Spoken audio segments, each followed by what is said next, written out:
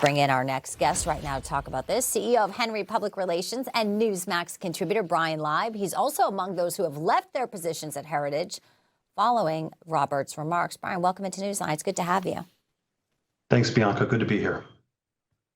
We'll put up one of your posts on X in reference to all of this on social media so folks can read your point of view here.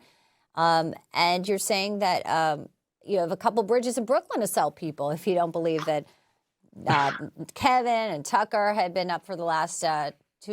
Sure. To know that Fuentes is a raging Jew hater. Obviously, you made the decision to leave. Tell us about your personal decision and what your message is to others today.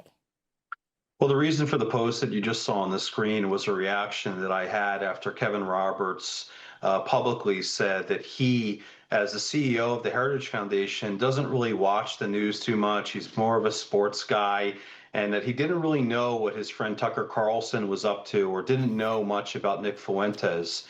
I'm sorry, but that's a bold-faced lie. If you're the CEO of America's largest and most influential conservative think tank in America, and you don't know what's going on out in the news cycle, specifically, you don't know what's going on with, quote, your friend, my friend, Tucker Carlson, then I think he's lying to us. And I joined the ranks of former Congressman King and a lot of other distinguished Jewish and Christian leaders in calling for Kevin Roberts either resign from the Heritage Foundation, and if he's not willing to do so, then the Board of Trustees at the Heritage Foundation has an obligation to do what's right, in my opinion, and they should ask for his resignation or fire him.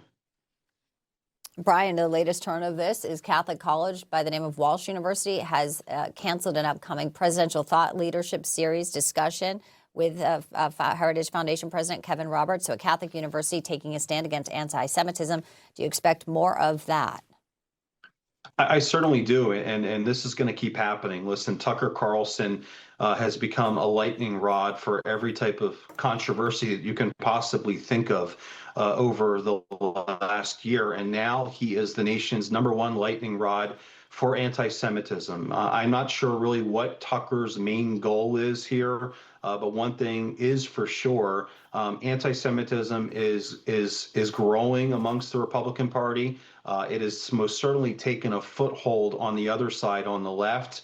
And what I and a lot of leaders, both in the House and in the Senate, and just Jewish and Christian community leaders are doing, listen, we're not looking to cancel Tucker Carlson, but we're raising our voices to speak out against the rise of anti-Semitism. Anyone that thinks it was a good idea to give a 2-hour platform to Nick Fuentes has a big problem. And I think we all owe it to ourselves to make sure that anti-Semitism, Bianca, does not continue to spread any farther in the Republican Party. Well, we certainly appreciate you coming on here to talk about this and highlight what your thoughts were.